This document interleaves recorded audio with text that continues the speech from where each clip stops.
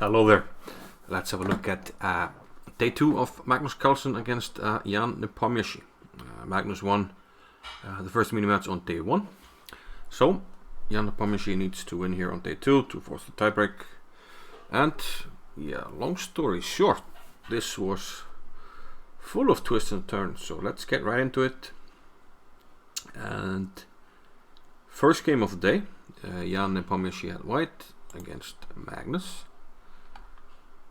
And the game opened up with the Ruy Lopez, e4, e5, knight f3, knight c6, and the last game yesterday, Magnus went for the Berlin, and Nepo didn't get anything. Easy draw for Magnus, but just like Nakamura did against So, he goes for a6, more mainland stuff, but of course, the situation is not the same for him as Nakamura. Magnus already won on day 1, so he doesn't need to play for the win. But he's keeping the options a bit more open by playing a regular Spanish.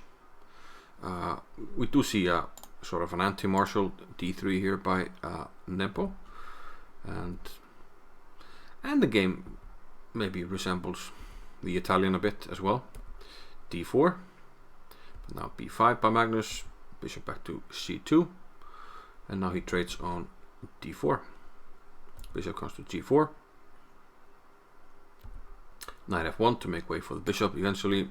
g6. His bishop on f8 will find a good home on g7. Knight g3, bishop g7. Bishop e3. Knight d7. Putting more pressure on the center. We have this knight and the bishop on g7, putting pressure on the pawn. Also, because we have the pin, can't become vulnerable. And here Magnus takes on f3. And here's the vulnerability we were talking about. If we take with the queen, I can take your pawn on d4. So white has to double his pawns, and now queen f6, putting more pressure on d4. Nepo goes for counterplate, bishop e3, good diagonal, and also he's eyeing the knight and the pawn behind it. We now have trades. Magnus moves the knight and captures the pawn, and Nepo goes for the pawn on c7, so equal material. Magnus defends the knight here by offering the rook trade, which is accepted. Then we have a trade here and for this pawn, so still equal material. And the position should probably be around equal. I don't think black should have any particular problems here. And he can even look for, well, maybe look forward to more with his 2-1 queenside pawn maturity. And it's hard to see how white is going to win, especially in an endgame where he has these 4 pawns can't really make a good pass pawn. So Magnus should be happy here. Knight c5, bishop d5. Nepo does have a good bishop though. Let's not take that away from him. Bishop to d4. Rook e2, just keeping an eye on the pawn. There was potential pressure with knight d3, which is played anyway. King g2 now.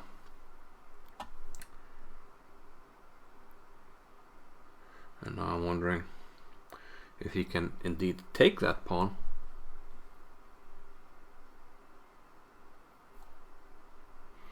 I'm wondering if we go with the knight or the bishop. Let's say we go with the knight. There might be some issues, yeah, just coming here. Yeah, that's one idea of rook e2, that you just want to swing the rook over. Okay, so Magnus does not go for the pawn after king g2 and plays king g7. Walking out of the pin, we have rook d2. The bishop now attacks the queen. And we have the correct move by Magnus here, knight takes f4. The only move in the position for black. And the king comes forward, king to f3. Remember now the rook is actually attacked. And black probably has to go for a move like bishop b4 here, attacking the rook. Now if you take the rook on e8, I take your rook here on d2. And if you play a fancy move like rook here, attacking basically everything, I can play this move. Protect the rook, protect the knight. And followed up with a move like this, rook c8, And you see now that with the knight covering this, the king has to make a run for it, and that's not going to end well. So bishop b4 would have been the better move. Rook d8, and Nepo just takes the knight. Look at that. He's going for it. The king is here. He's arguing. Okay, I'm going to get back, and I'm going to be a piece up. What are you going to do about it? What are you going to do about it? Well, Magnus finds the most practical move. He plays rook d6 here. But now a mistake by Nepo. He should play queen c8 here, and he's probably doing quite well. By queen e8, all of a sudden he's not doing well, because after queen c7 he's in big trouble. There's a big discovered check threatened, and if you walk out of it, there's rook d8, and look out, the queen can't go anywhere because we have a pin on the d file. So a nice trap there. Also, you can't play queen e5 because simply f6, and then you have to clear the diagonal, and the rook moves and takes back the piece that was lost earlier. So queen c7 would have been a tremendous move here. However, Magnus did play bishop takes f2, and now he's actually in trouble. The king now runs. There's no check on e3, losing the rook. Rook f6. Remember, white is up the piece from before, and the king looks absolutely safe here on h3. There's no check coming on this diagonal. This square is covered. There's no check here. And actually after e6, it is white who is doing the attacking. So yeah, plenty of twists and turns in this game. And now after knight takes h5, it's lights out for the world champion. Rook g6, king e5, and bishop back to b3. And this will actually be a checkmate if the king goes here. Queen e6 is mate. So first blood is drawn by Jan Nepomniachtchi. So we head over to game number 2. Magnus with white. So let's set it back up. Starting position. And I want to well, first I have to find it. Yeah, there you are. We have to switch the names because now Magnus is white and Nepo is black. Let's have a look at what happened in the second game. So yeah, Magnus is white. We have e4 again, c5, and the Alpine Sicilian, which he used against Giri to make an easy draw. But now he has to win. Nepo won the first game, so Magnus needs a win to have the match, day 2, and then he wins because he won on day 1. So we have this theoretical line of the Alpine d5 by black, trying to claim something in the center or liquidate whites. Queen takes d6, castles. We have a piece trade here, bishop to e6, and I believe this is supposed to be relatively solid for black with no particular problems. Magnus goes for a4 here. Yeah, sort of Alpha Zero style, trying to use this flank pawn, and after queen d7 he indeed pushes the pawn forwards to a5 and then to a6, and black has to keep the pawn structure intact, so he plays b6 to keep this pawn structure here, and Magnus now breaks with d4 in the center. We have a trade, and then further trades on c6.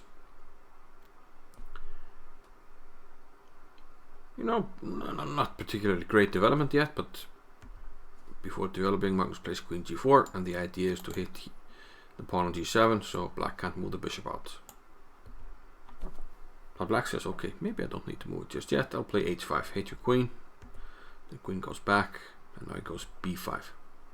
So he's lining the pawns up on light squares because he has a dark squared bishop. We've seen this before. Knight a3, but now he actually takes. And now, yeah, he's figuring that he's playing for the light squares. He's got a very nice knight here on d5, and almost all his pieces are on light squares. f6. It was not really feasible to castle because of the pawn, so the king will find a shelter here on f7. Rook b3, knight c7. We have to protect the pawn first. Rook b4. No, it takes on a6. Capturing a pawn, but the rook swings over. He's going to get his own pawn over here. King f7 and the pawn trade. The knight can now come back to d5. This very nice square. Rook e1. Queen c6. Getting the queen a bit more centralized. h4. And also we can push the pawns now. We have a trade. h5 and a4. So both sides taking space on their respective wings. Bishop d2. Knight back to e7. And now Magnus tries to get in with his queen. He plays h6. That gives him this square, queen h5.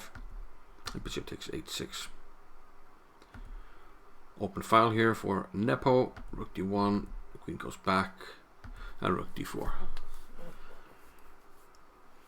And maybe this next move is giving away too much. This f6 pawn is doing a good job of keeping a little bit of control of dark squares, but after f5 we will soon see, especially after this move rook g8, which does have a cheeky threat. You can take this and then play knight f4, double check, and then take the queen. You win a pawn. But bishop g5 stops that, and now also the bishop has more scope, which was not available when the pawn was on f6. Okay, rook h8, queen goes back, queen c7, eyeing this, but rook h3, and Nepo takes, and this creates a pass pawn. Could be a nuisance, so not sure about this decision. Queen d1, knight to f8, and now the pawn starts running. Queen d8, queen e8 check, and this is now dropping some pawns, so Magnus is taking over here slowly but surely, grinding out a little something. Also he's protecting the pawn of the queen, which was otherwise not defended because of the pin, but now it is.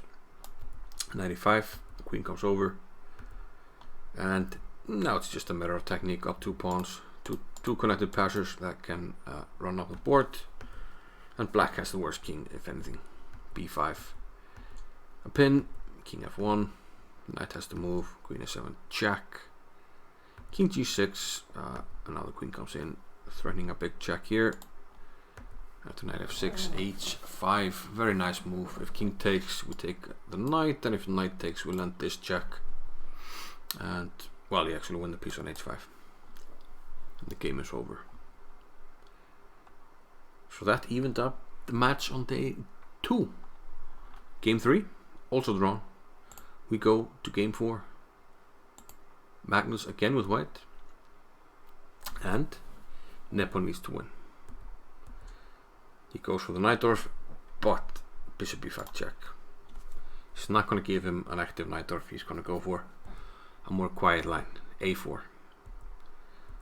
We have development. The bishop goes back, b6, trying to stay flexible, and now Magnus opens with d4, opens up the center, bishop b7. Since black has wasted time, I'm not going to say wasted, but used time on this, and we're not getting the usual knight or type positions. Rook d1, queen c7, but this is a hedgehog type Sicilian position, so anything can happen. Knight g4, bishop g5, chasing the bishop a bit here. Then knight g to e5, we have trades, and Nepo takes with the pawn. Interesting choice. I guess he's trying to play a bit against this bishop and hope that he gets a nice square for his own bishop. Knight takes looks more natural, but maybe he wasn't happy with something, so he takes with the pawn. Magnus offers a queen trade, and Nepo takes it. Rook c8, bishop back to d3, bishop goes into c5, and king f1. Getting out of the pin, this kind of indicates that he wants to activate the bishop, and that's indeed what's going to happen here after f3. Giving up the pawn here, but black does have to give up the bishop pair now, and this pawn here on b6 becomes a target for white, and Magnus is going to win his pawn back right there. First he plays rook b1, keeps the bishop on the diagonal for the time being, not allowing king d8 and king c7, which would have been a good defensive maneuver. So we see him first play rook b2, keeping this diagonal closed, and after castles he's finally ready to bring the bishop back, attacking the pawn. Counterplay here by Nepo on the f file and on the e4 square. Knight f6, and he now plays e4. But Magnus calmly just takes it. Knight takes e4, and turns out there's nothing too dangerous, just king g1, and Magnus has equalized the pawns. He has the bishop here. If anything, he's better here. And yeah, this ending is definitely better for white. There's a weakness here to attack. So we can conclude that there's very little chance of Magnus losing here, almost none. And indeed, after a5, bishop f5, and rook c6, Nepomniachtchi actually offered to draw with black. He did not fancy his chances at all, and in fact, he's much worse here after rook b1. And Magnus could have played for a win, but he accepted the draw offer, which halved the match on day 2. So Magnus wins by winning the first match and drawing the second one, 1.5-1/2. So he moves on to the final. And yeah, if you haven't seen the other video, I'm going to reveal the winner of the other match. That was none other than Wesley So. So we'll see that tomorrow. Wesley So against Magnus Carlsen. Again, I would really love if you like the video. Helps me tremendously. And hope to see you in the finals. Thank you for watching. I'll see you. Bye bye.